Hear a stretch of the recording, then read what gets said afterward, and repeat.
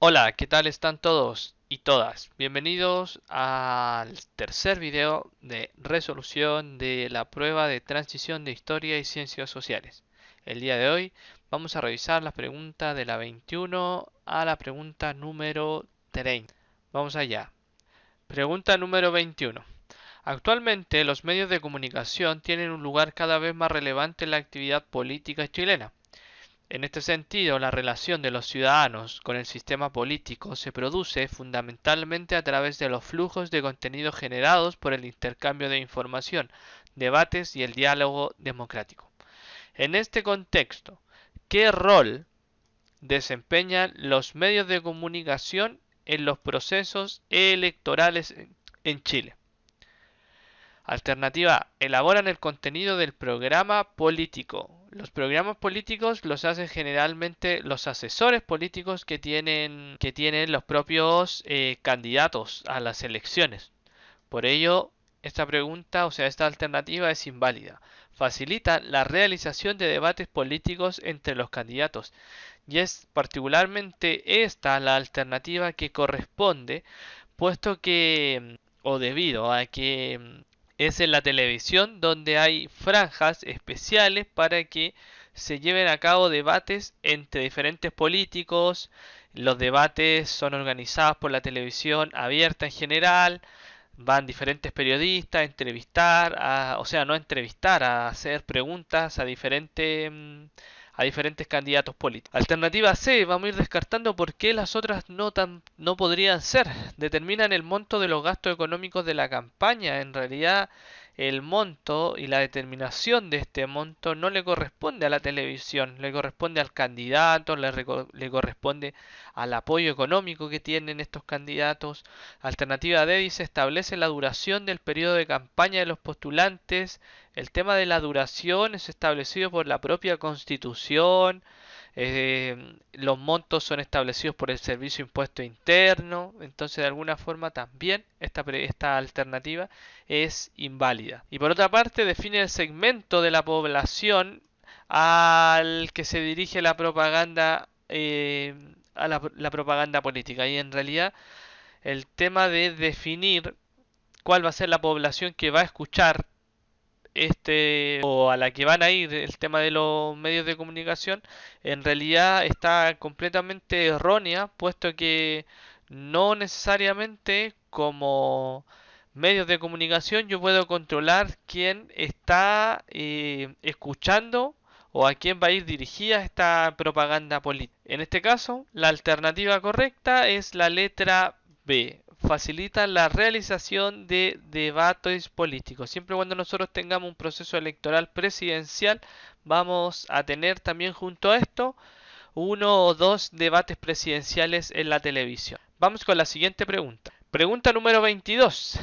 Una cita que habla sobre precisamente el concepto del sufragio. El sufragio es el derecho político y constitucional a elegir, por medio del voto, quiénes van a ocupar los distintos cargos públicos elegibles.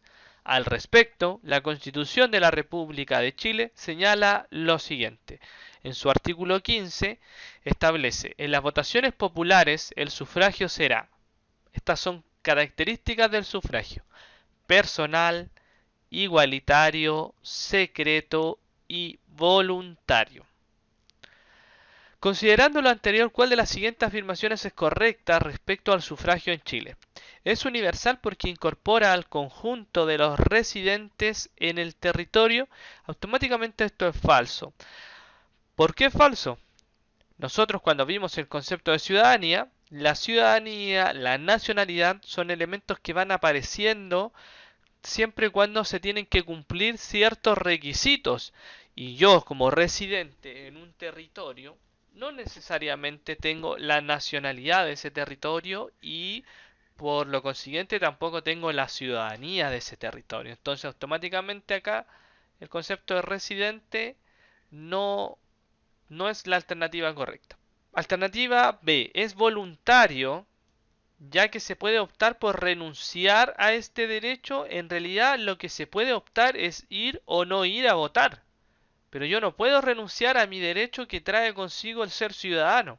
Si yo soy ciudadano, yo no puedo no sé, ir a una comisaría y decir, ¿sabes qué? Renuncio al derecho de votar, no quiero ir a votar nunca más. Eso no se hace. Si aquí dijese es voluntario porque la persona es libre de poder ir o no ir a votar, esa alternativa sería correcta. Alternativa C es igualitario al interior de cada una de las comunidades votantes. Es igualitario al interior de cada una de las comunidades votantes. Y aquí está diciendo que, o sea, entre comunidades no va a haber igualdad, pero dentro de la comunidad sí va a haber igualdad. Y eso automáticamente nos crea una complicación analítica en este caso para decir efectivamente en Chile el voto es igualitario porque no hay un discernimiento de clases sociales ni de comunidades sociales. Mi voto va a valer lo mismo que el voto de mi vecino o va a valer lo mismo que el voto de una persona que tenga la ciudadanía chilena en cualquier parte del territorio nacional. A eso se refiere. Mi voto no vale por dos porque yo, no sé, soy profesor. No, no tiene nada que ver acá. Todos los ciudadanos son iguales ante la ley. Y esa igualdad ante la ley se va a traducir también en el voto. También incorrecta, se me olvidó decir ahí. El secreto para evitar la entrega de información durante el proceso. En realidad, no es ningún secreto la información que me genera el voto. Porque los votos después se abren, y se va generando el tema de la información a medida que va ocurriendo el proceso de elección. Entonces, esta alternativa de alguna forma no lleva a lo que es la definición del concepto de secreto dentro de un voto. Es secreto, chiquillos, para que no se cree el concepto de cohecho, para que nadie sepa por quién estás votando. Porque antiguamente los votos estaban ya marcados o los votos tenían colores para identificarlos. Pero ahora es secreto. Usted cuando vaya a votar va a entrar en un despacho, en un lugar, en una cámara secreta llamada, en donde nadie puede ver lo que usted va a hacer en el voto. Si usted quiere votar por todos los candidatos, si quiere dejar su voto en blanco, si quiere hacer un dibujo en su voto, totalmente secreto. Nadie lo va a saber. Pero antiguamente no, antiguamente, como existía el tema del cohecho, había personas que pagaban. Ya yo te voy a pagar tanto cantidad de dinero si tú votas por mí. Ahora no se puede hacer eso, no se puede corroborar. Entonces, de hecho, elimina el tema del cohecho. Alternativa E, por descarte, la alternativa es correcta. Es personal porque este derecho es intransferible. O sea, yo por ejemplo puedo decir, no puedo decir, ya sabes que no quiero ir a votar hoy, así que le regalo mi voto a cualquier persona. ¿Se entiende? Pregunta número 22, alternativa correcta, la alternativa E. Y vamos con la siguiente. Pregunta número 23. 23. En las primeras elecciones primarias municipales realizadas el 19 de junio del año 2016, participó solo el 5,6% del total de las personas que podían votar. Considerando esta información, ¿qué desafío plantea esta abstención al Estado chileno para fortalecer la democracia en Chile? Vamos a resolver entonces esta pregunta. Dice, considerando esta información, ¿qué desafío? Una palabra que ya la hemos visto en tres preguntas que hemos ido revisando. Esta abstención al Estado chileno para fortalecer la democracia en Chile. Mejorar el procedimiento para efectuar el sufragio. Acá no es una cosa de que exista o no exista un mal o un mejor procedimiento. Acá efectivamente la gente no está asistiendo a votar. Modificar el sistema electoral volviéndolo al voto obligatorio. Eso de alguna forma se establecía antes. Y antes había más participación. Pero ahora tenemos el tema de que existe una libertad. La libertad de expresión. Y se va a traducir en que existe una libertad en votar, en el concepto del sufragio. Entonces, ¿qué vamos a tener nosotros? Que no necesariamente yo al modificar el voto voy a generar un fortalecimiento de la democracia. incrementar la popularidad de los líderes de los partidos políticos. Esto es como una especie de, no sé, de llevémoslos a la tele, llevémoslos a los diarios y empecemos a aumentar la popularidad, perdón, de los líderes. No tiene relación con el fortalecimiento de la democracia. O sea, que Joaquín Lavín, que Katy Barriga, que no sé, el intendente Guevara, que Carla Rubilar estén constantemente en la televisión, no me genera un aumento de la popularidad de ellos, tampoco me va a generar un fortalecimiento de la democracia. ¿Mm? Promover estrategias para estimular la participación electoral. Qué bien. Nada más simple que esta alternativa. ¿Qué va a hacer el Estado para fortalecer la democracia? ¿Cuál es el desafío que se plantea? Si tenemos que solamente un 5,6% de las personas fueron a votar en esas elecciones, obviamente buscar y promover estrategias para estimular que las personas voten. Alternativa correcta. Vámonos con la alternativa E. Aumentar los recursos disponibles para el servicio electoral. Automáticamente esa alternativa la vamos a descartar porque recursos hay. ¿Ya? Los recursos están. Y sobre todo cuando son elementos estatales. El CERVEL de alguna forma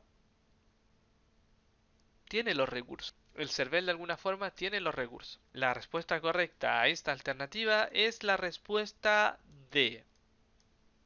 Vamos con la siguiente pregunta. Pregunta número 24. La pregunta número 24 va a hablar sobre las formas de elección. Antiguamente existía un sistema binominal, que era un sistema por arrastre, en donde el candidato con mayor cantidad de votos arrastraba al candidato de su misma lista, que era de su mismo partido político. Y es por eso que en la Cámara de Diputados, precisamente, teníamos nosotros representantes que habían sido elegidos con menos votos de los que habían ganado algunas. Para explicarlo, por ejemplo, Gonzalo obtuvo 50 votos. Anita obtuvo 40 votos. Y Constanza obtuvo 30 votos. Yo tengo que elegir de estas tres personas a dos personas para que me representen y para que salgan elegidas diputadas.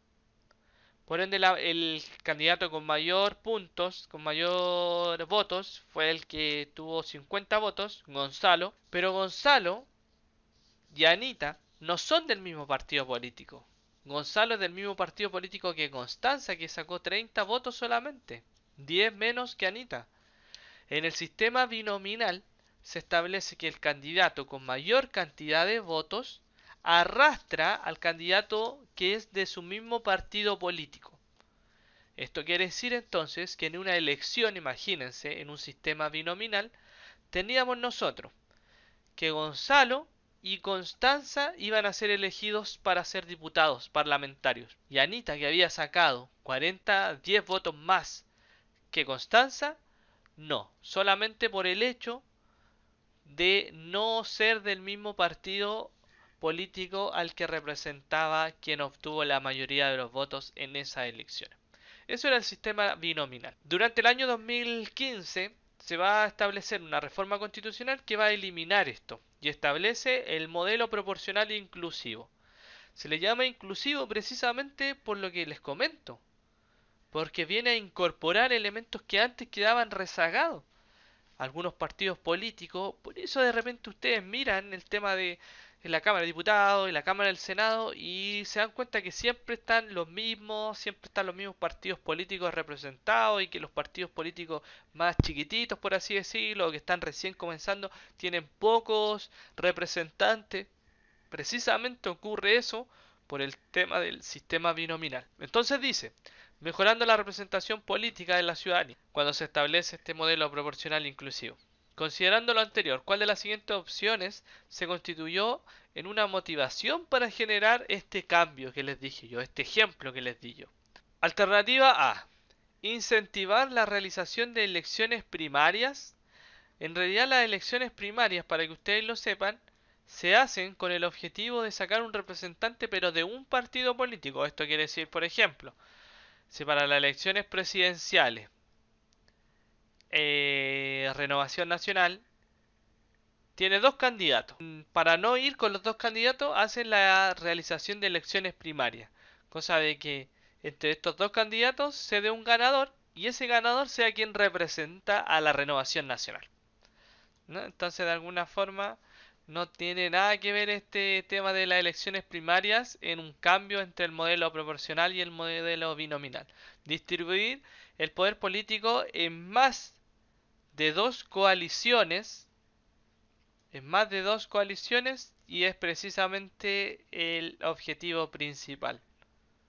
Porque cuando hablamos de dos coaliciones, nosotros tenemos por una parte la derecha y por otra parte el centro izquierda. Y esas son las dos coaliciones que tenemos nosotros en nuestro país. Entonces, el Partido Humanista, el Partido Verde, otros partidos políticos no pueden participar porque no pertenecen a ninguno de estos. Ah, yo tengo un partido político, pero yo no me considero ni de derecha, yo tampoco me voy a considerar de centro ni de centro izquierda. Entonces, ¿qué pasa? Con mis votos yo a lo mejor no me voy a ver representado en esta elección que pusimos acá al ladito. Acá en el sistema binominal iba a ganar Gonzalo y Constanza, imagínense, que había obtenido menos votos que Anita.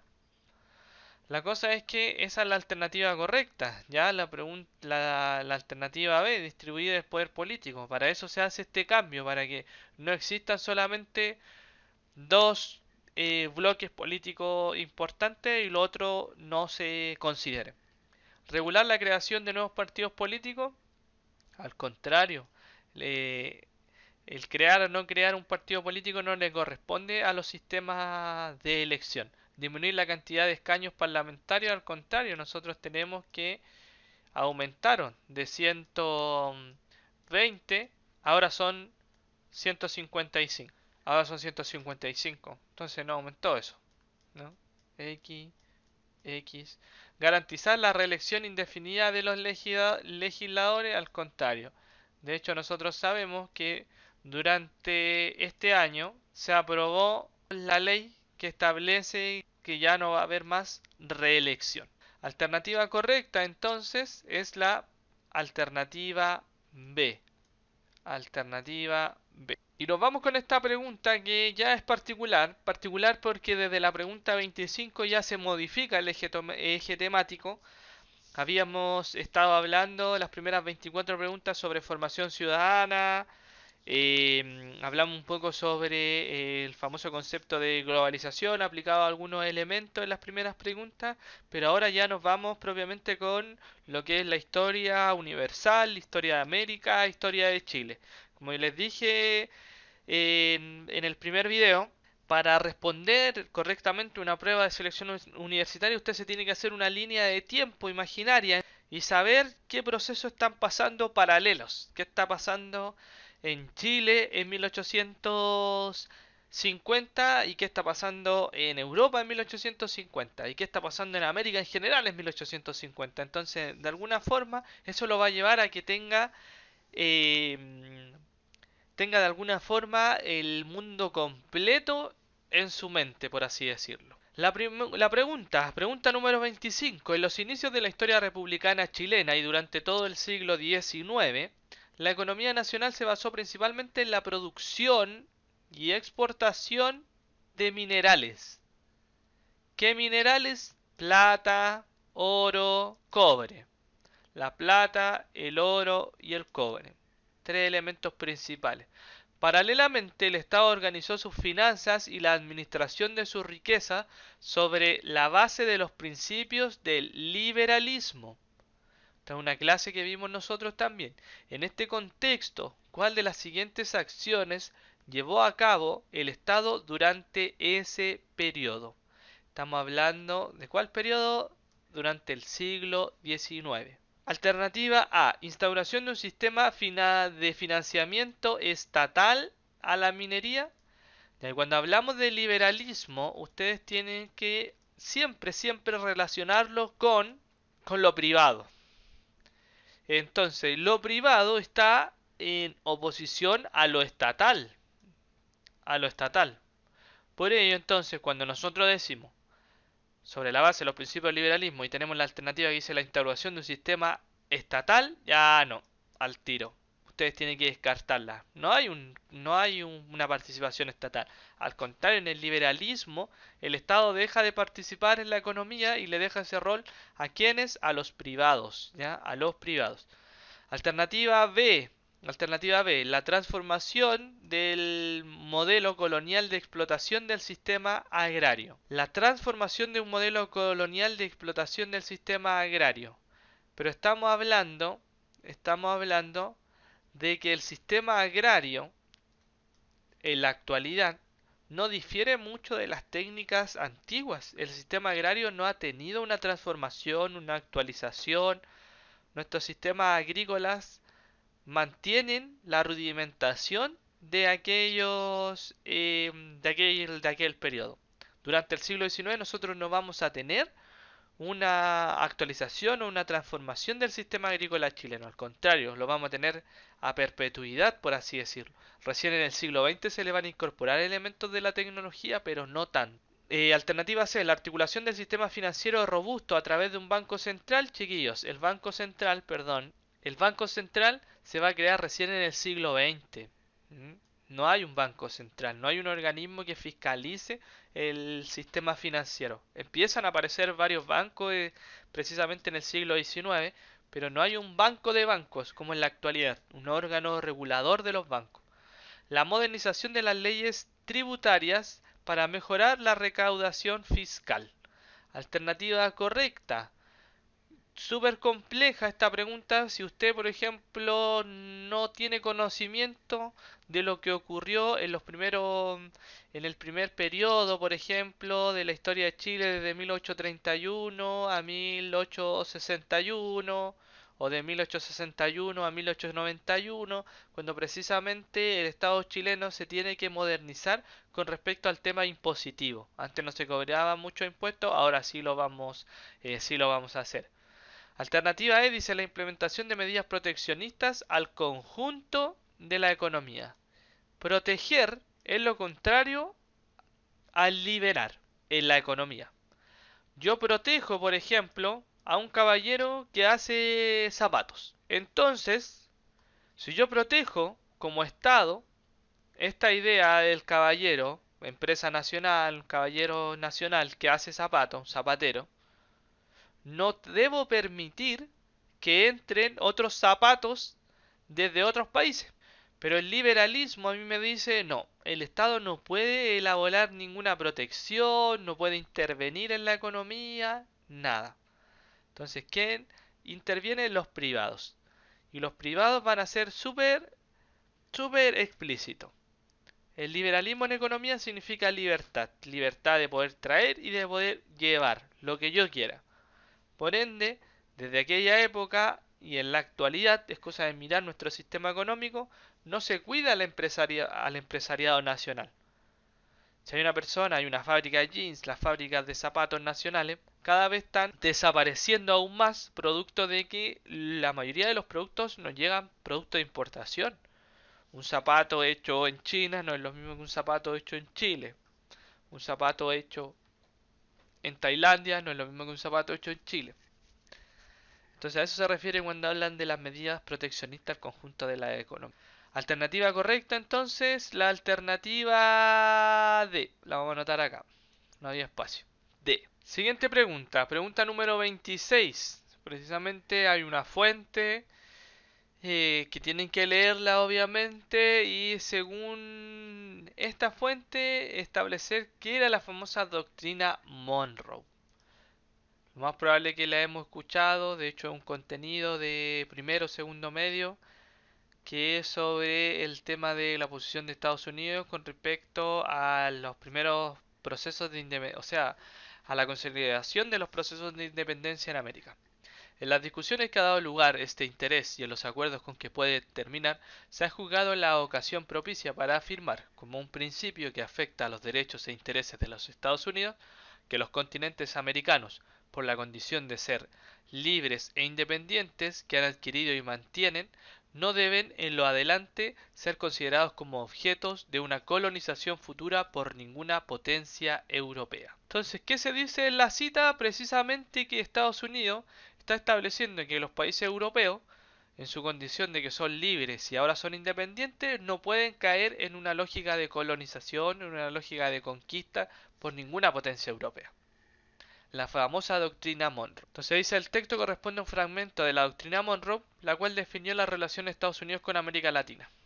Según su análisis, ¿en cuál de los siguientes aspectos tuvieron su origen estas relaciones? Pregunta número 26. En la necesidad de establecer un tratado de derecho internacional entre Estados Unidos y las naciones americanas. Este concepto de derecho internacional, chiquillos, es un concepto súper actual. Actual, hablamos del siglo XX, siglo XXI, de hecho, ¿no? Entonces, alternativa incorrecta es automáticamente el derecho internacional de Estados Unidos. Lo que le interesaba en este caso era el cuidado del continente. En el recelo de Estados Unidos la expansión y hegemonía de potencia extranjera en el continente. Respuesta correcta. ¿Mm? Estados Unidos de alguna forma veía complejo el sistema de que se expandieran cierta economía europea, sobre todo Inglaterra en este momento que está haciendo está manteniendo la hegemonía económica del control en Europa. Alternativa C, la preocupación de Estados Unidos por el progreso material de las antiguas colonias y en realidad Estados Unidos no estaba en contra del progreso para el continente americano, sino que lo que le complicaba era que viniesen los europeos a expandirse. En el interés estadounidense por decidir aspectos de la política interna de los países recién independizados, eso es más de ahora, del siglo XX, desde que Estados Unidos asume como el orden mundial. Pero antiguamente, bajo la doctrina Monroe, lo único que se establecía era que Estados Unidos iba a apoyar a los países de América para que no fueran conquistados ni fueran parte de una expansión. En la implementación de una política estadounidense de ocupación territorial de los países hispanoamericanos, no, chiquillos. No hay una no hay una política estadounidense que hable sobre la ocupación de los territorios que le pertenecen a los países que él mismo habla de que son libres e independientes. Entonces, por ende, la pregunta correcta es la alternativa B. Pregunta 27. Pregunta 27 y acá la pregunta nos va a aparecer bajo la lógica de selección única o selección múltiple. Puede ser una, pueden ser dos, pueden ser las tres o pueden ser solo dos. Desde los primeros años de organización republicana y durante las primeras décadas del siglo XIX, la presencia de extranjeros en Chile fue un factor decisivo en distintas áreas del quehacer nacional. De las siguientes afirmaciones, ¿cuál o cuáles corresponde o corresponden a acciones llevadas a cabo por los extranjeros en Chile durante el siglo XIX? La colonización de vastas zonas agroganaderas en el sur del territorio. Y ahí nos vamos a acordar de los famosos alemanes. Los famosos alemanes en el sur. La inversión del capital en obras de transporte e infraestructura pública. Y ahí nos vamos a acordar de entonces, alternativa correcta, uno está bien, entonces vamos a ir descartando. Si la uno está bien, quiere decir que no puede ser ni la B ni la D, ¿no? La inversión de capitales ya establecimos. Ah, es la 2. Entonces, descartamos esta y nos está quedando entre la C y la E. Por ende, vamos a tener que analizar la tercera alternativa. La realización de aportes científicos a través de las instituciones de educación superior. Y ahí recordemos, por ejemplo, en 1842, la Universidad de Chile, su primer rector es Andrés Bello. Sí, alternativa correcta, la alternativa 3 también. ¿Mm? Entonces, por ello, la alternativa correcta en esta pregunta es la alternativa E. Pregunta 27, E. Pregunta número 28. La Constitución de 1833 permitió al incipiente Estado chileno definir un nuevo orden institucional, estableciendo las bases políticas que definieron, entre otros aspectos, los atributos del gobierno y las formas de participación política y social. Estamos hablando de la famosa Constitución de 1833. ¿Cuál fue una de las características de este ordenamiento jurídico o de esta Constitución? Dice, la expansión de la ciudadanía a la mayoría de la población, al contrario, no, aquí el voto era un voto censitario, ¿ya? No se acuerden, o sea, no se olviden de eso. Un voto censitario significaba que se tenían que cumplir ciertos requisitos para poder sufragar. La tolerancia a la práctica pública de distintos credos religiosos, todavía no existía el concepto de tolerancia y menos el concepto de Estado laico, ¿ya? La tolerancia religiosa va a llegar recién en 1860 aproximadamente, cuando llegan los liberales al cargo, y el Estado laico recién aparece en 1925, imagínense, en la siguiente constitución. Entonces, de alguna forma, esta tampoco va a ser correcta. ¿Ya? La concentración de los poderes públicos en el poder legislativo, no, eso al contrario. Eso recién nosotros lo vamos a tener en el año 1891, con el periodo que se llama periodo parlamentario. Entonces, esta tampoco. La alternativa correcta, por ende, es la alternativa de la creación de una autoridad ejecutiva dotada de amplios poderes. Por eso, en este periodo se le va a llamar la famosa república autoritaria. Pregunta número 29. Durante el siglo XIX en Chile, en el marco del proceso de construcción del Estado independiente, se llevó a efecto la exploración geográfica del país. ¿Cuál fue el propósito de esta iniciativa? Estamos hablando de que en ese momento en Chile no se tenían claros los límites, entonces hay una exploración para ir viendo qué territorios existen, qué se puede hacer con estos territorios. Entonces, durante el siglo XIX hay muchos cambios geográficos en nuestro país. Alternativa A dice garantizar la defensa militar de las fronteras del nuevo Estado. Entonces esto lo vamos a dejar inválido porque el concepto de fronteras todavía no aparece, no está delimitado. De hecho, en 1879 va a ocurrir la Guerra del Pacífico precisamente porque las fronteras todavía no están limitadas. Argentina se va a quedar con la Patagonia precisamente porque las fronteras tampoco estaban limitadas. ¿Mm? Alternativa B. Reconocer los recursos naturales y definir los límites del territorio, obvio. Esa es como la alternativa correcta y vamos a ver si hay otra. A lo mejor vamos a tener que ir descartando y cuál es la más importante. Promover el transporte naviero como principal medio de comunicación y en realidad lo que se va a promover va a ser el famoso tren.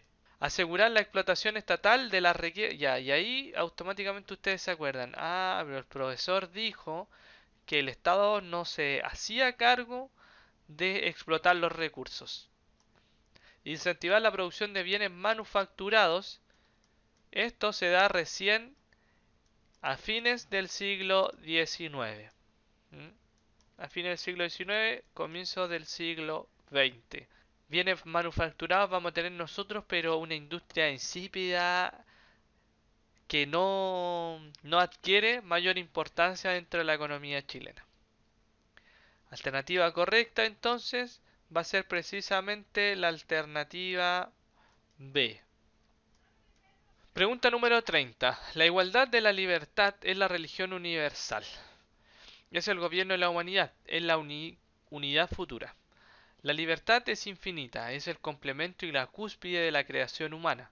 Luego la igualdad, que no tiene otro límite que la misma libertad, es el enlace, la formación de comprensibilidad de la felicidad del bien absoluto. De aquí sacaremos nosotros la teoría que deben tener las sociedades y los gobiernos. Francisco Bilbao, Sociabilidad Chilena, 1844. Primero tienen que saber y enmarcar que Francisco Bilbao era un hombre perteneciente al liberalismo, a lo que va a ser el Partido Liberal. ¿Mm? De hecho, como lo vamos viendo nosotros con el concepto de la libertad, la igualdad, trabaja con elementos propios del liberalismo. El fragmento anterior corresponde a un texto político de Francisco Bilbao escrito hacia mediados del siglo XIX. De su análisis, considerando el periodo, ¿cuál fue una idea defendida por el autor? Promovió un Estado fuerte, protector y garante de la seguridad de sus ciudadanos. Dentro de estos elementos se habla sobre el Estado. No, precisamente no. De hecho, si quisiésemos hablar, habla sobre el concepto de libertad. Habla de que los gobiernos tienen que estar regidos por el concepto de la libertad y no necesariamente un Estado fuerte y protector. Incentivó la búsqueda del orden y equilibrio a través del ejercicio de la religión cristiana. Automáticamente nosotros vamos a descartar esto porque los liberales también tenían una característica y era que todos ellos eran laicos. O sea, en su mayoría establecía que, que la libertad también se va a transformar y se va a aplicar al concepto de religión para establecer que no hay una religión por sobre otra. Planteó la reactivación económica de Chile basada en el libre comercio. Y Chile ya se había reactivado para este periodo. La reactivación va a ocurrir o sea, desde el año 31 aproximadamente al año 61. Ya se estaba reactivando la economía. Y por otra parte, más que nada, más que mal, hablamos sobre una idea política, por así decirlo. Una idea política, ¿no? Una idea política que busca el texto. Porque el texto habla sobre política, sobre la persona. Defendió y promocionó los ideales políticos que constituyeron el régimen portaliano. Y el régimen portaliano era lo contrario al liberalismo que abogaban ellos. De hecho, los portalianos estaban de la mano con quienes eran conservadores y los conservadores estaban en conflicto con los liberales. Un conflicto que va a estar latente durante este periodo, este proceso de construcción de nación en las primeras décadas del siglo XX. Alternativa E propuso organizar un sistema político basado en los principios del liberalismo. Alternativa correcta. La alternativa correcta es la E. Dijimos, él aplicaba el concepto de libertad. Bilbao era un liberal, se regía por las lógicas del liberalismo y el liberalismo aplicado al tema político era lo que él proponía. Dice, y de aquí sacaremos nosotros la teoría que deben tener las sociedades y los gobiernos. O sea, de el famoso liberalismo él va a obtener o va a proponer cómo organizar el sistema político en Chile. Bueno, chiquillos, chiquillas, hasta acá quedamos. Pregunta número 30. Que les vaya muy bien y nos vemos en el próximo video.